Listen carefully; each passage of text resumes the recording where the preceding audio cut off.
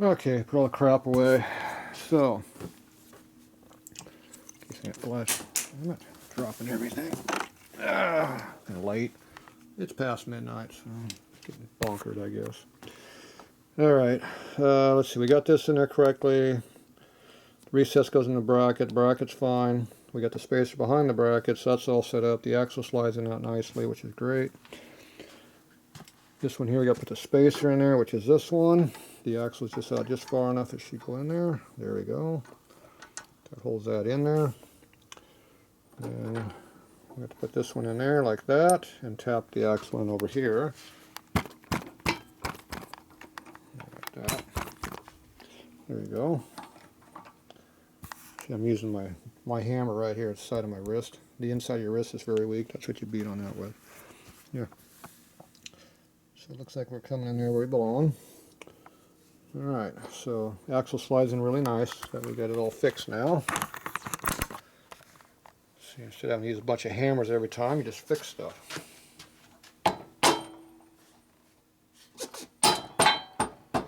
Okay. Axle's all the way in. Doesn't look like it's in very far though. Now we can go a little deeper than that. Where's my hammer at?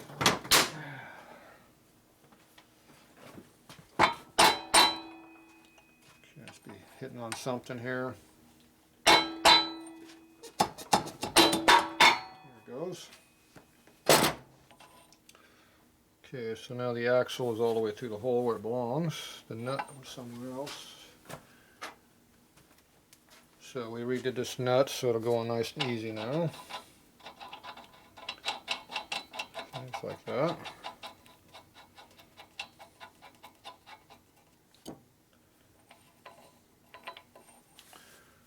Okay, a socket for doing that somewhere.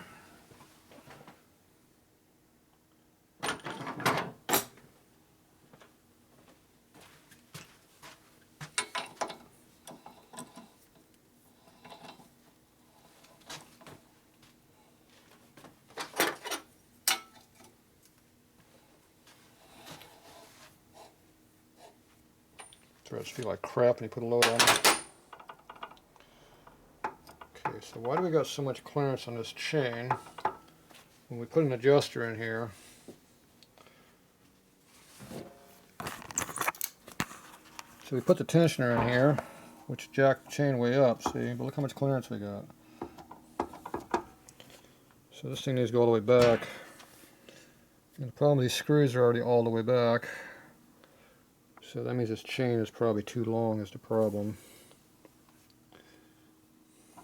That chain must have been really, really loose. Okay, so we're going to see if we can move this back enough to tighten things up. Loosen that up a little bit. Okay, so there's a screw inside of here. The problem is you only got about 3/8 inches thread in here. It's going to fall out. And that's about, it won't take that much, we'll take 1/8 of an inch worth. Okay, so we got to figure out what size this is. It's 3/8, so it's probably a pretty good size screw. I'm going to guess this one. Nope, not big enough.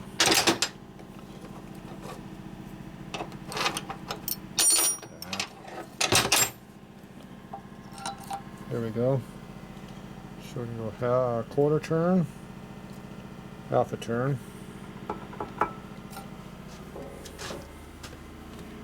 There's nothing to keep these screws from turning. Half a turn again. I got my locking tab in there. It's very, very key part there to keep the nut from turning, or the axle. Okay, there's still loose, and I don't know what this thing's going to do when you put weight on it. I have no idea the location of our swing arm right now. Let's see, here's your pivot point. Looks level. So I'm going to guess it's not going to get any longer than where it is right now. It looks like it's straight. So I'm going to guess the tension stays the same when you sit on the bike. Okay, let's go give it another quarter of a turn. Quarter. Go over here and give it a quarter over here. quarter. Okay, it's starting to get tight now. Okay, ideally you want about 5/8 of an inch of clearance. So we got about 3/4 here, so we're pretty close. We don't know if this is a tight place or a loose place or any place. So why is the brake, why is this not turning? We're on the rack right now, that's why it's not turning, dumbass. Jack the damn thing up.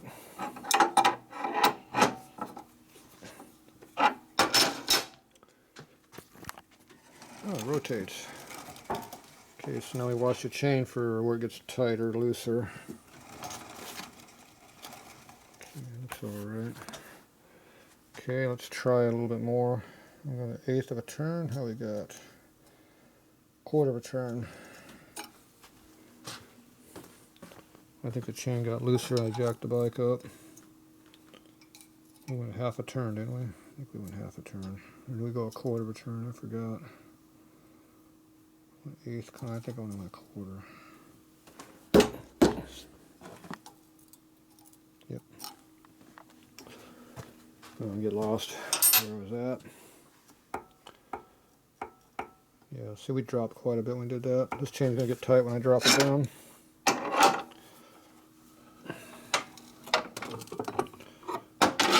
Okay, the weight's on the back of the bike. Yep, chain did not get tighter, it got looser.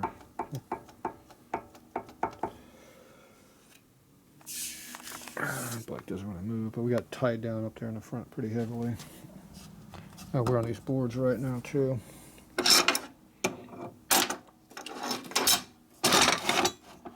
I'm not gonna go down much further anyway. Looks like the chain gets looser as you drop the bike. 1/4 of a turn more. Go back over here and put that 1/4 back in. I might be a 1/4 off on this side now, I'm not sure. 1/4 back.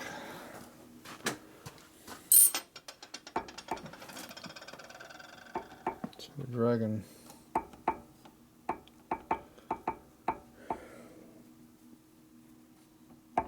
Oh no, it's hitting the wheel like it's supposed to. It does rotate, yep. So we're not going to be sure exactly where this needs to be until the weight is on the bike. So right now I just keep tightening it a little bit. Put a little tension on this.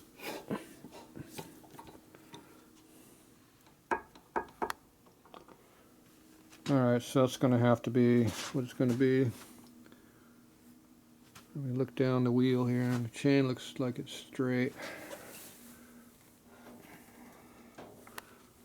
Can't tell where the wheel's at. I don't know if I'm a 1/4 turn off or not. It's so damn fat, it's hard to tell. So you sight down the tire, catch the edge of the tire right there, and it looks like it's square to the frame. You come over here and look down the square edge of this. Bring it over till it just gets there. And it's about here. And that looks like it's going to the right a little bit. So if I had to guess, I would say this rear needs to go further back.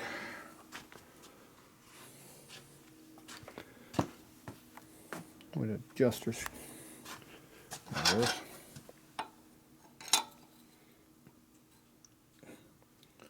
Oh, I tied this up, dumbass. And 1/4 of a turn. Chain keeps getting tighter as we do that. Look down that edge of the tire again and see what we think happens this time. Slightly skewed out.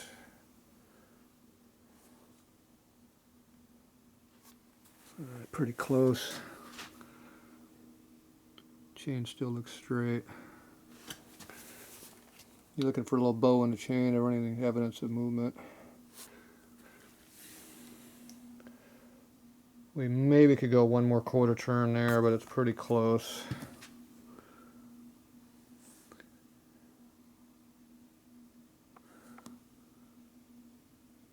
I think it's pretty close.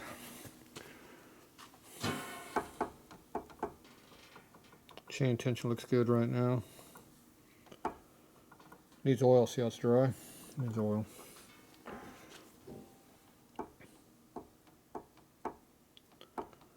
Alright, we're going to leave it at that point.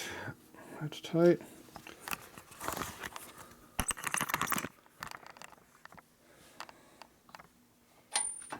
And the way you really tell is you let go of the handlebars you're riding, the bike should go dead straight.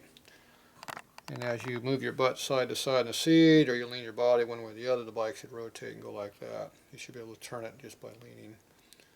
If it wants to just automatically dive and make a turn, then the wheel's way out of whack. Because when the wheels are like this, it's going to dive this way. If they're like this, it's going to dive this way. So that's how you tell.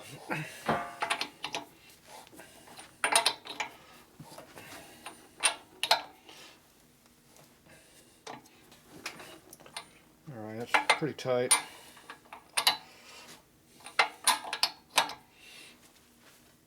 Yeah, it's pretty good.